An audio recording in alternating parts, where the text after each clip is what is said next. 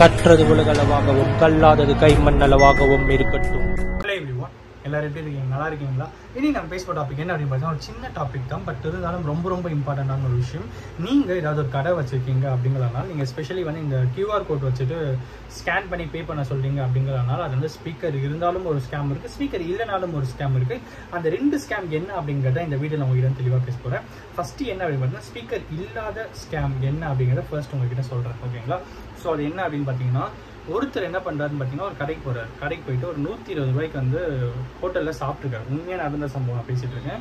120 ரூபாய்க்கு சாப்பிட்டுட்டு அமௌண்ட் அனுப்பும்போது 1.20 போட்டு அமிச்சிட்டாரு. அமிச்சிட்டு அப்படியே காமிக்கும்போது அது 120 அப்படிங்கிற காமிக்காரு, அமிச்சிட்டு வந்துடுறாரு, ஓகேங்களா?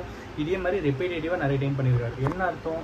120 ரூபா அனுப்ப வேண்டிய இடத்துல ₹1.20 அமிச்சிட்டு 120 ரூபா அமிச்ச மாதிரி காமிச்சிடாரு.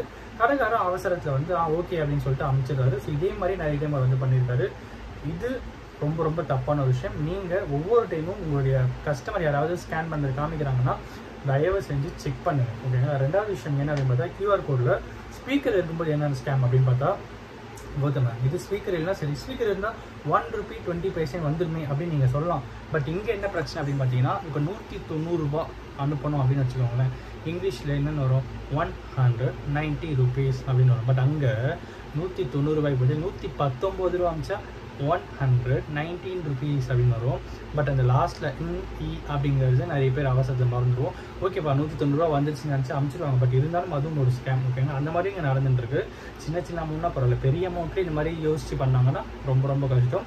நிறைய இடத்துல நடந்துட்டு ஒரு ஸ்கேம் தான் இப்போ நம்மகிட்ட பேசியிருக்கேன். தயவு செஞ்சு நீங்களும் கேர்ஃபுல்லாக இருங்க. இதுதான் நான் இன்னைக்கு உங்ககிட்ட பேசுவேன். இந்த வீடியோ யாரும் ஒருத்தருக்கு நாலேஜ் ஆகலன்னு சொல்லி நான் நம்புகிறேன். Thank you so much.